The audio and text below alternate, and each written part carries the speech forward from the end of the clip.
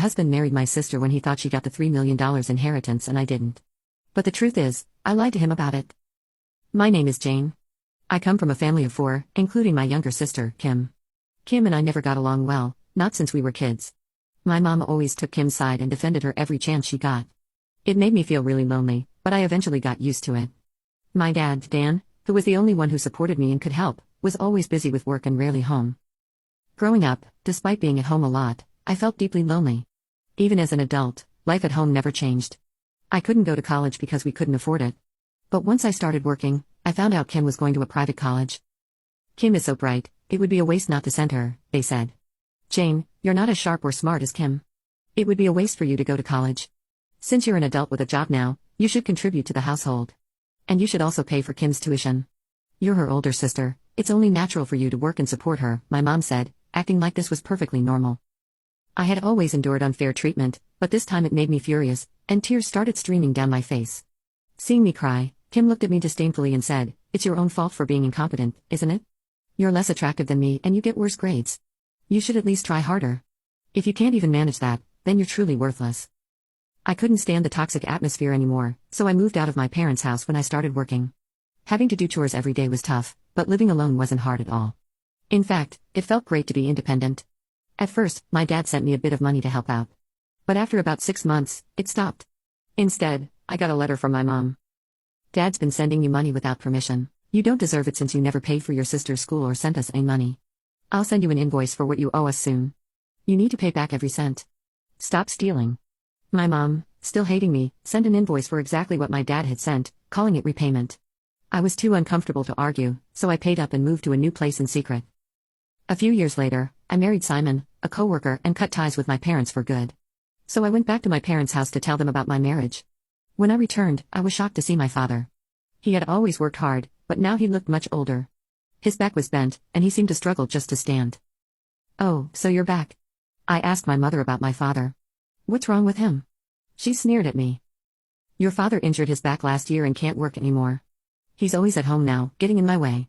He's so lazy he can barely move. He's as useless as you, Jane." Simon was taken aback by my mother's words, but his eyes brightened when he saw my sister, Kim. "Wow, you're Jane's sister? You're really beautiful. It's hard to believe you two are related." Since starting college, Kim had become even more self-centered. She dressed in expensive clothes and dyed her hair in flashy colors that were quite embarrassing.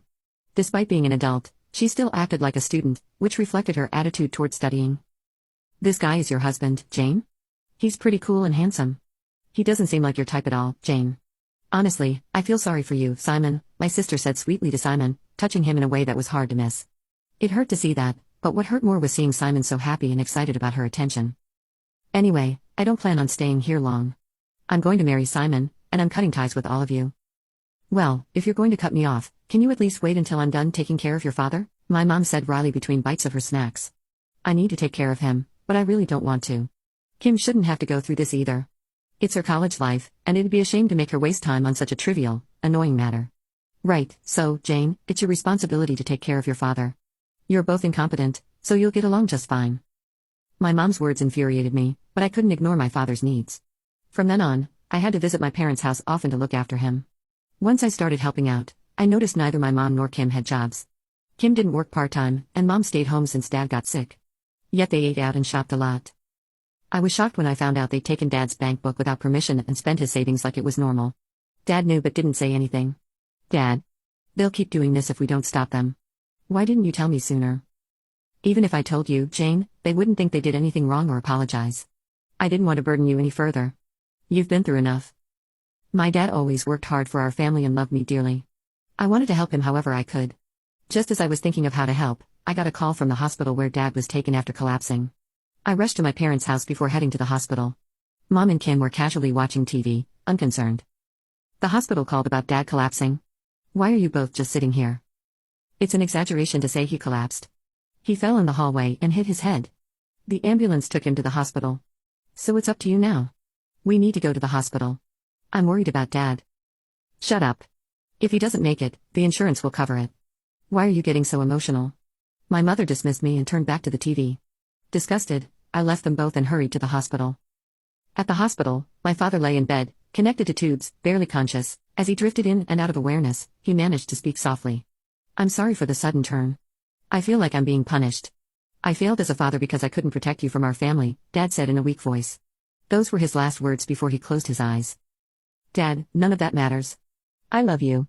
Please get better, I pleaded, holding his hand tightly. But he didn't respond. A week later, a lawyer called me about my father's will. He informed me that it included details about his inheritance. According to the will, I was to inherit $3 million. I couldn't believe it.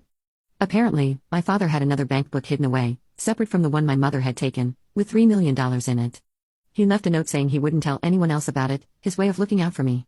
Even after he was gone, his kindness touched me deeply once more. Now comment update to tag you on part 2.